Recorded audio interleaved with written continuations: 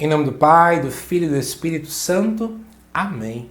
Amados irmãos e irmãs, é com muita alegria que nós estamos aqui para juntos estudar e meditar a primeira leitura que a Igreja nos apresenta para esta segunda-feira, da segunda semana do Tempo Comum.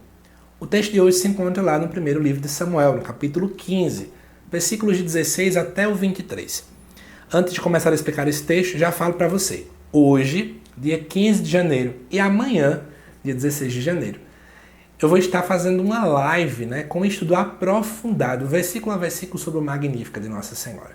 Você quer entrar nesse estudo? Corre! Clica aí no link da descrição do grupo do WhatsApp, você entra no grupo e lá eu vou dar todas as orientações. Já te adianto, não custa um centavo, tá bom? Vamos aprender mais sobre a palavra. O texto diz assim pra gente. Naqueles dias Samuel disse a Saul: basta, deixa-me dizer-te o que o Senhor me revelou esta noite. Saul disse: fala.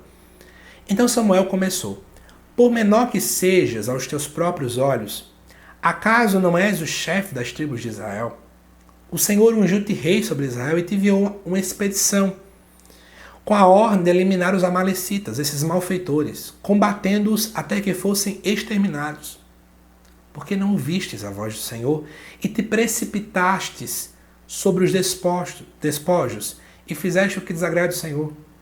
Saul respondeu a Samuel: mas eu obedeci ao Senhor. Realizei a expedição a que ele me enviou, trouxe Agag, rei de Amaleque, para cá e exterminei os amalecitas. Quanto aos despojos, o povo reteve das ovelhas e dos bois o melhor do que deveria ser eliminado, para sacrificar ao Senhor teu Deus em Gilgal. Mas Samuel replicou: o Senhor quer holocaustos e sacrifícios ou quer a obediência à sua palavra?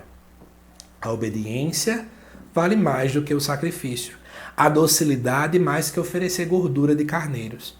A rebelião é um verdadeiro pecado de magia, um crime de idolatria, uma obstinação. Assim, porque rejeitastes a palavra do Senhor, ele te rejeitou. Tu não é mais rei. Amados irmãos e irmãs, de fato, depois desse episódio, Saul não é mais rei. Mas eu vou te explicar mais ou menos o que aconteceu. O texto já deixa um pouco claro.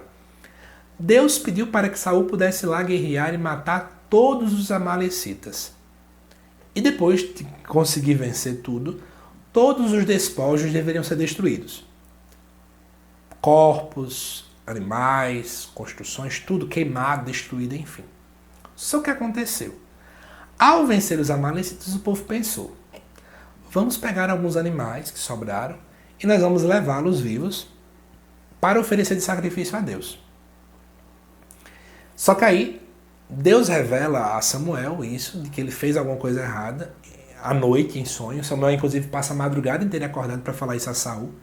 E vai dizer: você desobedeceu a Deus, porque Deus não pediu isso. E aqui, gente, eu quero fazer, através dessa leitura, uma hermenêutica para a nossa vida de hoje, uma aplicação no dia de hoje desse texto, para a gente não ficar aqui se questionando por que era assim antigamente, por que Deus não queria que destruísse tudo, por que Deus pede isso. Eu não quero vir responder isso agora. Tá bom? Outro dia a gente faz esse estudo. O nosso objetivo agora é entender o que isso nos explica para a nossa vida. Eu anotei 3 pontos, melhor, 2 pontos, para a gente poder refletir. A primeira é pensar na desobediência. Aquilo que Deus pede, nós precisamos obedecer. Mas eu quero ir para o segundo ponto. Nós somos chamados a sermos radicais com o mal. Vou dar um exemplo para vocês. Tem muita gente, que comete um determinado tipo de pecado, não importa qual seja. Tem um pecado específico que essa pessoa sempre caiu na tentação. E aí ela faz assim: eu venci o pecado, não cometo mais ele. Mas eu vou fazer o seguinte: eu vou guardar como lembrança tal coisa que ainda me lembra que pode talvez me levar um dia para aquela tentação. Eu guardo por não sei qual motivo. Eu posso usar qualquer justificativa. Mas eu estou literalmente guardando algo que ainda pode me levar a cair em pecado. Que ainda pode me levar a sofrer aquela mesma tentação de novo. É porque tem hora que a gente acha, eu falava até sobre isso no vídeo da semana passada, que nós precisamos ficar dialogando com o pecado, dialogando com a tentação.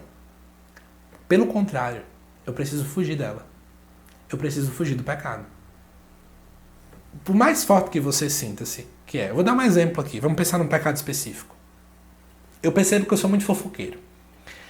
E aí eu digo, eu vou parar de fofocar, mas não vou sair do grupo do WhatsApp das fofocas. E eu percebo que aquelas minhas fofocas eram tão pesadas que eu destruí a vida de pessoas. Ou seja, estou colocando mais gravidade ainda no pecado. Mas eu não saio. Aí todo dia chega a notificação, aí eu fico olhando ali, aquela vontade de ir lá. Gente, a gente tem que cortar, destruir aquilo que é errado da nossa vida. Sabe, se você vê que tem algo que te afasta de Deus, que tem algo que não te leva a fazer a vontade de Deus, corte. É preciso cortar o mal pela raiz. Nós não podemos deixar algo ali meio que para ficar de lembrança. Coisa ruim ninguém quer lembrar, não, gente. Tem que lembrar de Deus, isso é que é importante. Essa primeira leitura quer nos pontuar em relação a isso. E depois ele faz um comentário, né? O Senhor quer holocaustos e sacrifícios ou quer obediência à sua palavra? E aí a gente faz uma reflexão muito importante.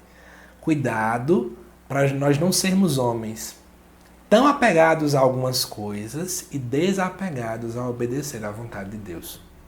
O que nos faz feliz, o que traz felicidade ao nosso coração é a vontade de Deus. Se nós colocarmos a vontade de Deus em primeiro lugar nas nossas vidas, tudo vai mudar. Então que você possa colocar isso na sua cabeça, tá certo? Que aquilo que tem que motivar a nossa vida é a vontade de Deus. É isso que é obedecer essa vontade. É isso que precisa estar em primeiro lugar, como aconteceu aqui. Espero que você tenha gostado desse estudo de hoje. Eu te aguardo daqui a pouco aqui no Evangelho, que vai ao ar às 7 horas da noite. Até já!